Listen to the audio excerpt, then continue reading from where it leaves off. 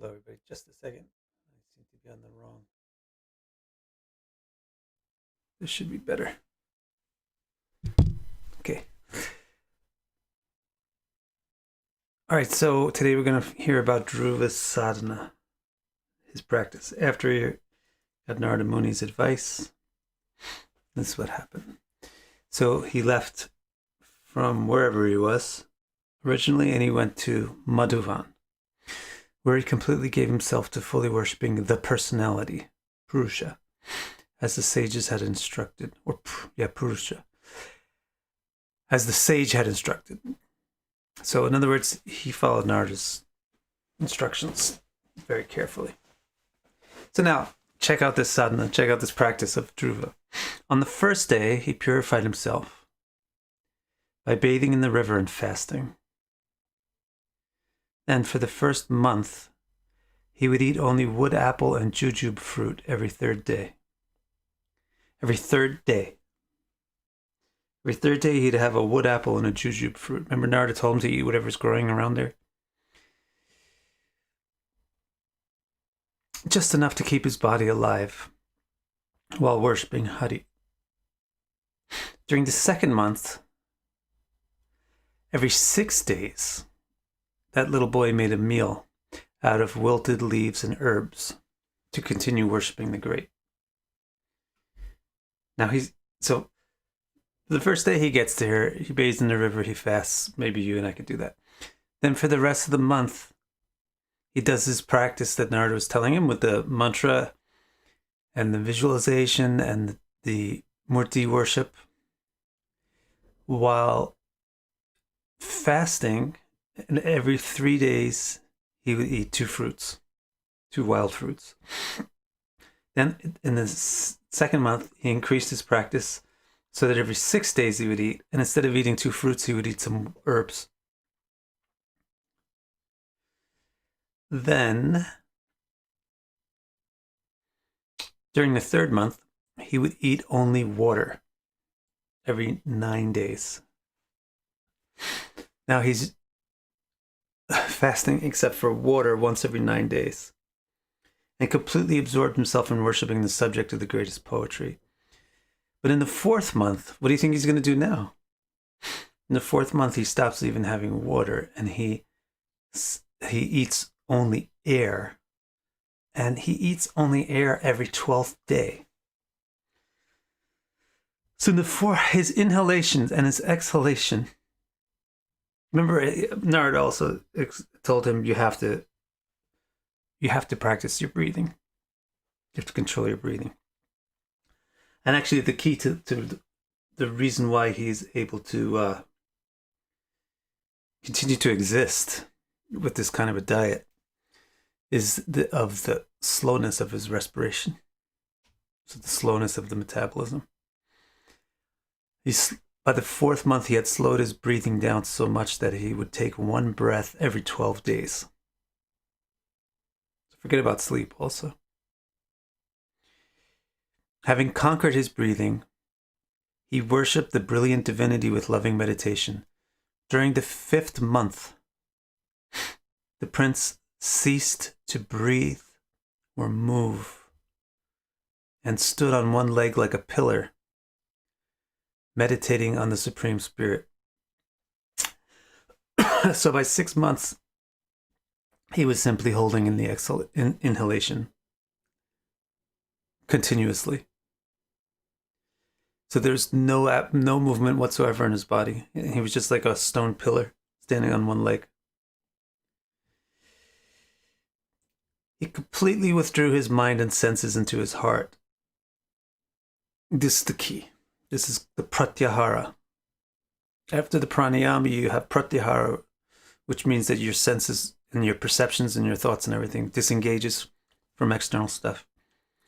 So in the process of slowing down his metabolism and slowing down his respiration, he continuously removed his concentration and perception from external things. But by the time he's in the 6th month, it's completely within himself. His perception is completely within himself. He completely withdrew his mind and senses into his heart, fixing them in perfect concentration upon the beauty of the all-attractive, and was aware of nothing else. So he's not even aware of his not breathing. He's not even aware of standing on one foot. The three worlds began to tremble as he completely fixed his concentration on the master person, the foundation of existence and the source of all things. The prince kept standing on just one leg, and his big toe began to push the earth off balance, like an elephant stepping into a boat.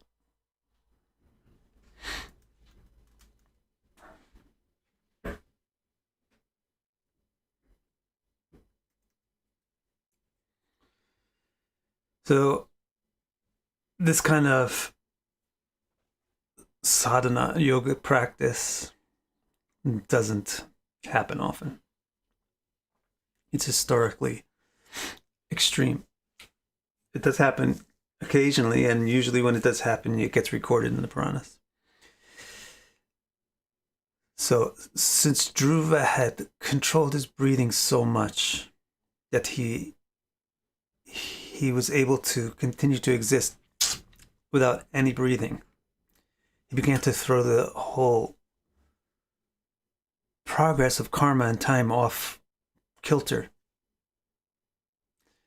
And that began to disturb the whole world around him.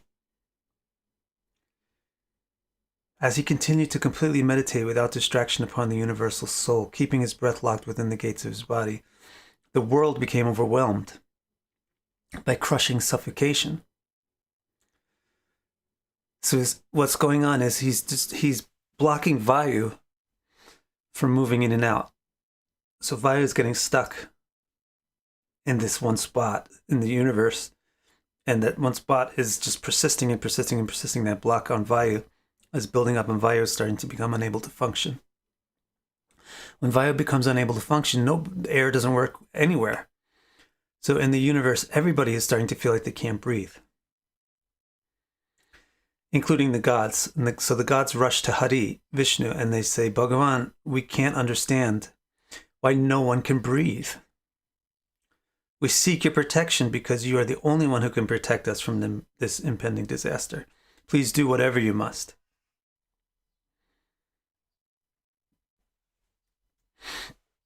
The all-attractive replied, don't worry. Uttanapada's little boy has completely... Can you imagine this situation is being caused by a 5-year-old boy? He says, don't worry, this Uttanapada's little boy has completely absorbed himself in me. You cannot breathe because he does not breathe.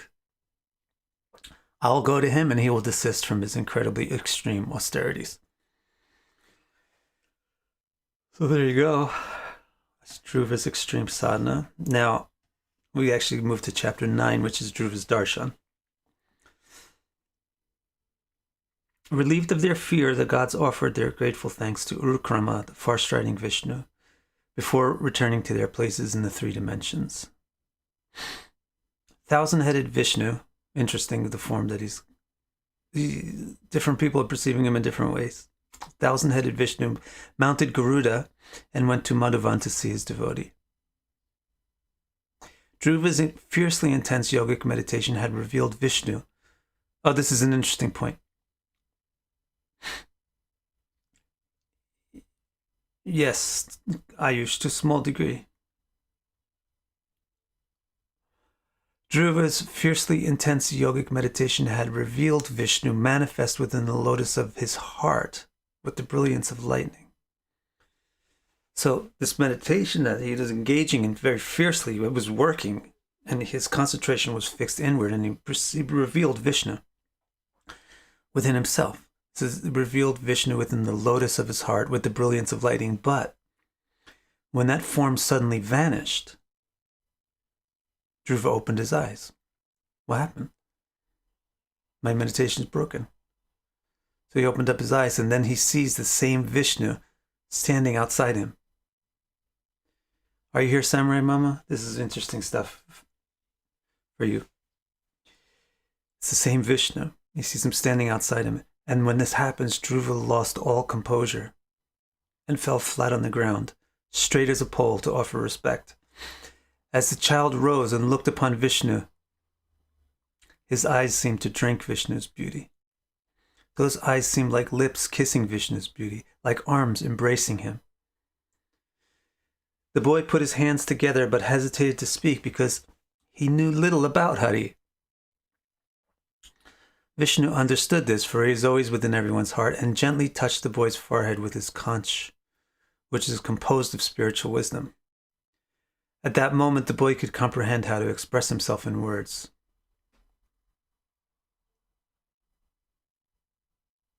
Alf has an unrelated question, but I'll answer it really quickly. Yes, it's in Mahabharata. At that moment, the boy could comprehend how to express himself in words, for he completely understood everything about the divine supreme soul.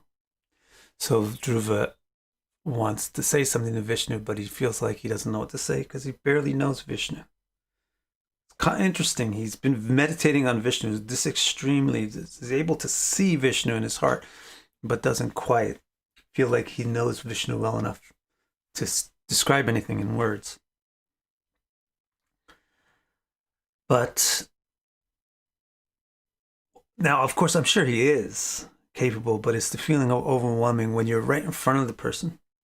If this seems foreign to you, you just are a little bit forgetful of what life is really like. Go back to being a child, like when you know the answer to 2 + 2, but the teacher calls on you to say it. You get a little bit nervous. So Dhruva was like, I don't know if I really am ready to speak to Vishnu. That Vishnu touches him on his head with his conch shell, and the conch shell conveys comprehension or the ability to verbalize. And then he can speak. He speaks words full of pure devotion beyond imperfection, glorifying the one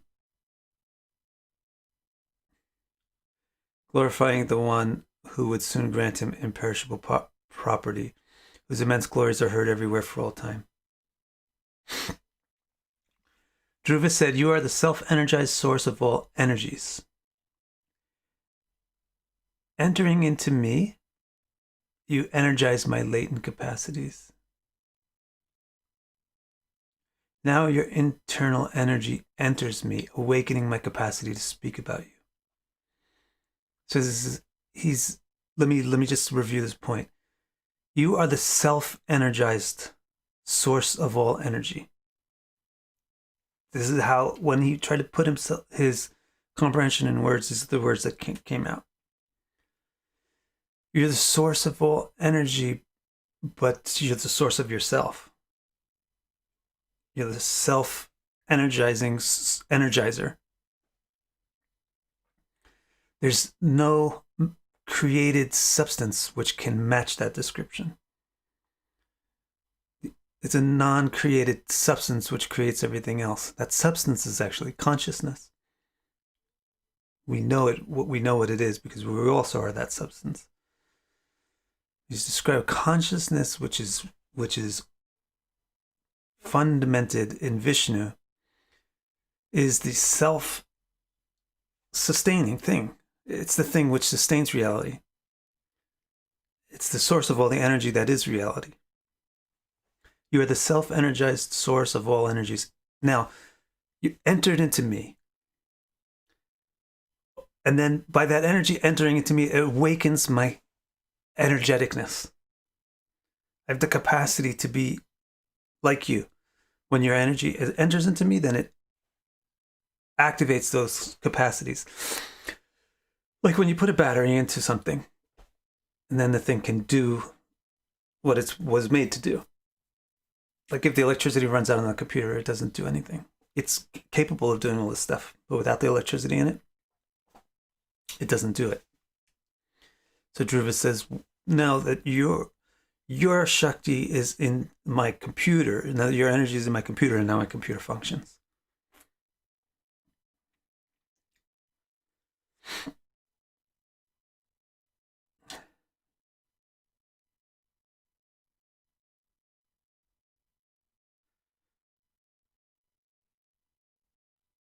I'm going to come back to questions because I feel they get me distracted, but I like the questions. But I'll come back to them after I finish the thing. You're the self-energizing source of all energies. Entering into me, you energize my latent capacities. Now your internal energy enters me, awakening my capacity to speak about you.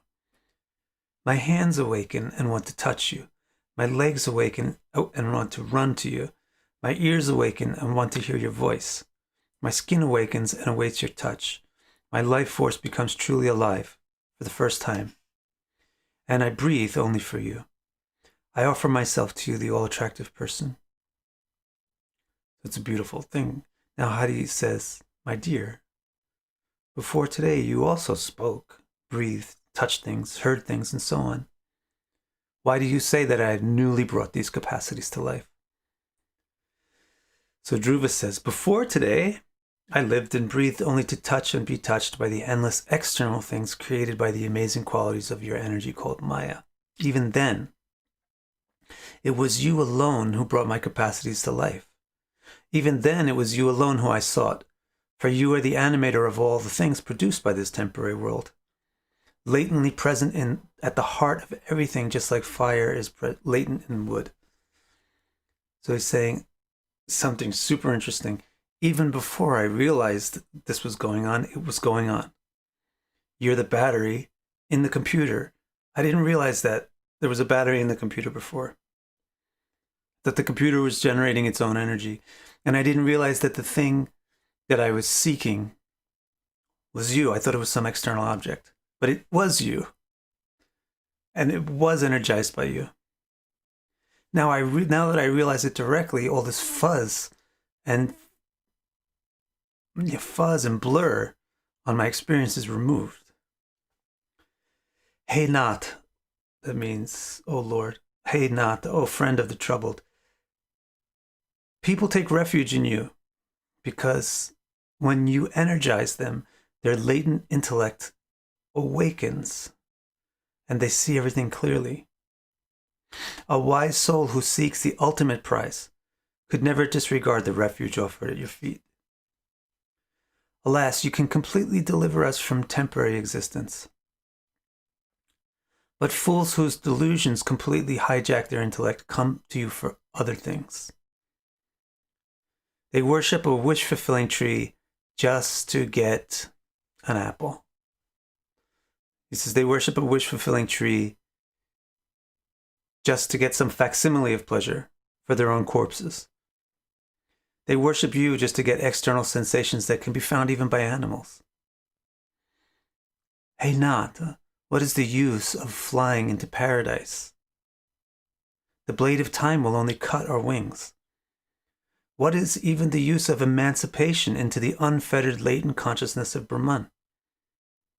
For in that state we will never taste the exhilarating joy of contemplating your lotus feet or hearing your beloved associates discuss you. So he says, what's the point of material pleasures? It's temporary. Every created situation is temporary.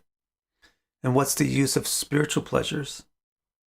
When they're like by entering Brahman, they're losing ourselves into Brahman, then we lose ourselves. We can't have any comprehension of anything specific in relation to ourselves. If we can't have any specific relation to other things, then we can't have any specific relation to you. What's the use of that?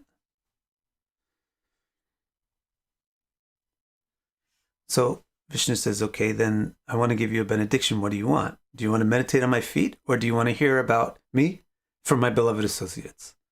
So Dhruva says, I want to become close with the infinitely glorious people whose spotless hearts are always absorbed in devotion to you. If I have this blessing, then why should I fear anything?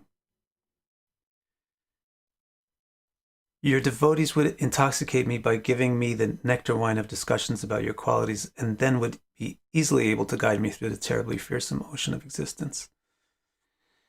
Those who strive to create close companionship with people whose hearts covet the lotus fragrance of your feet don't have inordinately excessive attraction for material things, like children, friends, property, money, or spouse. Interesting statement. Those who strive to create close companionship with people. So in other words, those who are striving to get into the true or real company of people who have deep comprehension of Bhagavan. Those who strive to create close companionship with people whose hearts covet the lotus fragrance of your feet. Just good sadhakas, just people who are trying to focus themselves on Vishnu. People who are trying to be in the company of people who are trying to focus themselves on Vishnu. Those people are amazing. They don't have inordinately excessive affection for mortal things. They still have affection or deal with mortal things, but they don't have inordinately excessive affection for mortal things like children, friends, property, money, or spouse. That means they don't hate these things either, nor do they feel apathy to the things. They have affection, but they have appropriate affection, or intelligent affection, or accurate affection. Before I met your dear devotee, Narada, my concept of life was limited to the myriad mortal panorama of causality. I saw only animals, plants, birds, reptiles, gods, demons, and humans. O unborn one, I could only see the multitudes of external forms in this world created by external consciousness. I could not see anything beyond this. I could not comprehend the supreme reality beyond conventional perception and thoughts. Hari might want to hear the boy explain what is beyond these mortal phenomena, so the boy says, when time draws to a close, so now he's going to describe what he now sees beyond the external things in reality. He says, when time draws to a close, all these material forms withdraw into a personality who sleeps on the lap of an infinite-headed dragon. His vision looks only inward. Then, when the time is again right, a golden lotus grows from his oceanic navel. It is the womb of the world and the mother of effulgent Brahma. I offer my admiration and submission to that all-attractive person. Hari might test him, which all-attractive person are you talking about?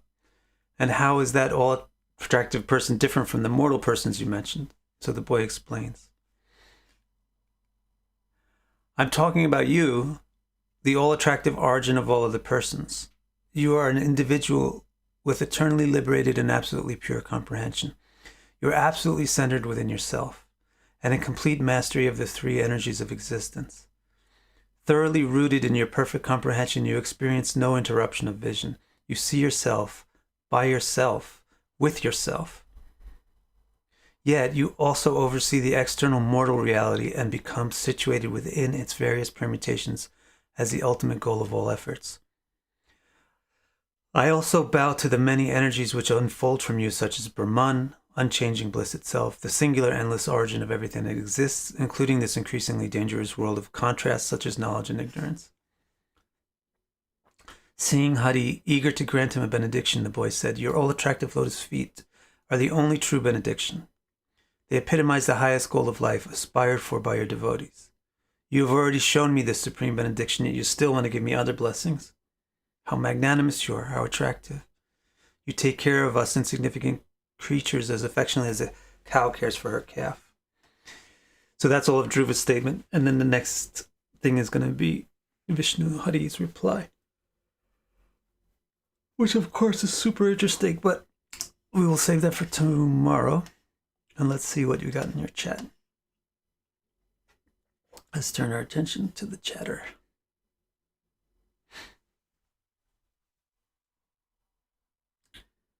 So Anil asks, it's not wrong to meditate without understanding Vishnu fully yet. You can't get it. You can get it with devotion. Well, the meditation is practice, isn't it? So how would you think that it's wrong to do the practice if you're not perfect already? The practice is the thing that leads to the perfection, right? Ayush, how can this description be similar for Bhava Shiva in the last story? Like the self-sustaining life force. I don't understand, Ayush. Can you ask again? Hi, Drizzle. Alf, I can't help but notice a pattern.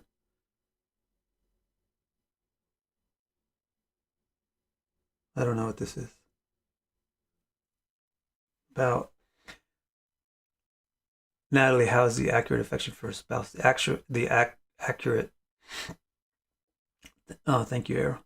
Accurate affection for things is affection for everything as expansion of Bhagavan, since everything is Bhagavan. You understand what I'm saying? Like, your children are Vishnu. They're Vishnu Amsha. So why would one not have affection for them? Inaccurate affection is, this child is mine. I made this child is mine, that's why I love it. Accurate affection is, this child is Brahman, this child is Bhagavan, this child is God. That's why I love it.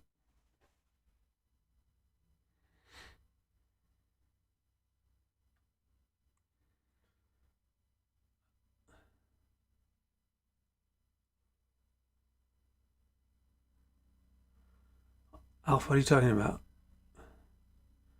You're right, but what are you talking about? Are you actually asking me if Donald Trump is Dhruva? I can't really be serious.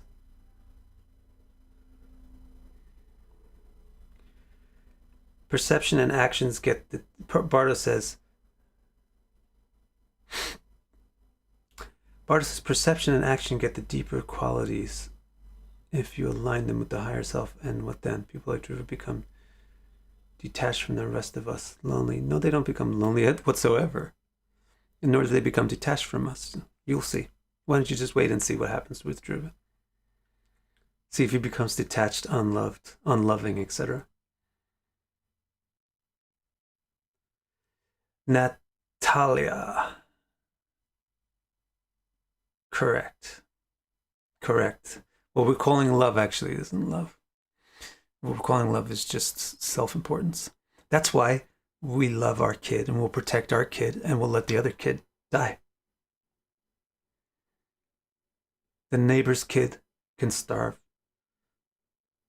My kid needs to eat because it's mine. So who do you really love? You love the minus.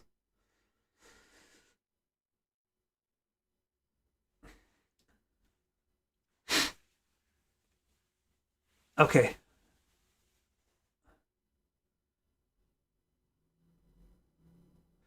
Once one sees Vishnu, how does one... You have to be... I can't like... Especially... Thank you, Alf. Especially because this is like a delayed chat thing on text. I can't like have a conversation with you. You got to like think of your question, clarify it first, and ask it in a way that I'm going to understand what you're talking about. It's going to make sense.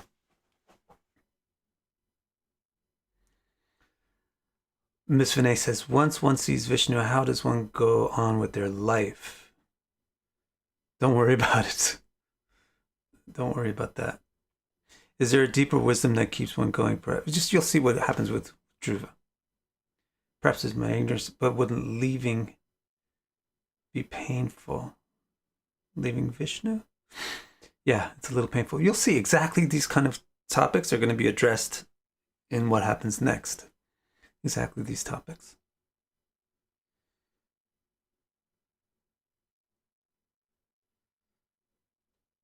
Why, Natalia says, why marry someone, one person? Maybe she's saying, why monogamy or monoandry? It's not necessary. But in Kali Yuga, it's enforced. In the current age, it's enforced because people have unrestrained lust. So when they don't have rules that are stricter, then their lust is more out of control. They do more selfish things to more people. That's the reason.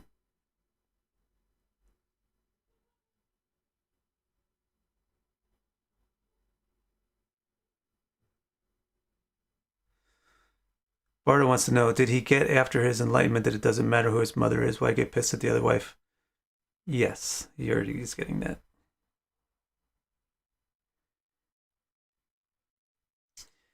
All right, guys. I will see you tomorrow. Wait, can someone live in Kali Yuga but have consciousness from another Yuga?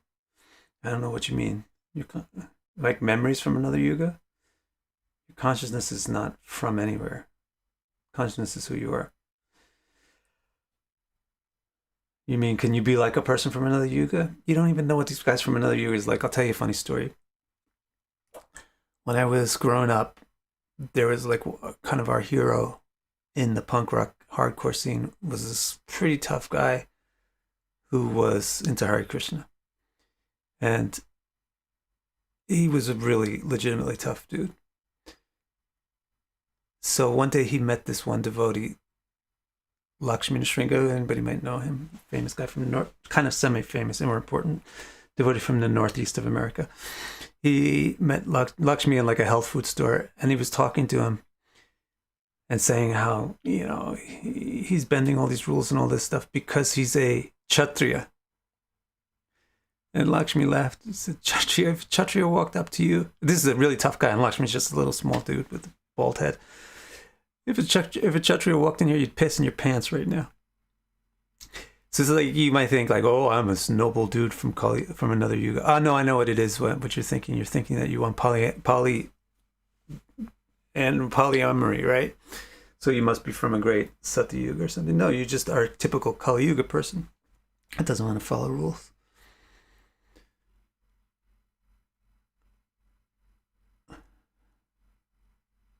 Why are you guys talking about Trump? I have no idea why you're talking about Trump.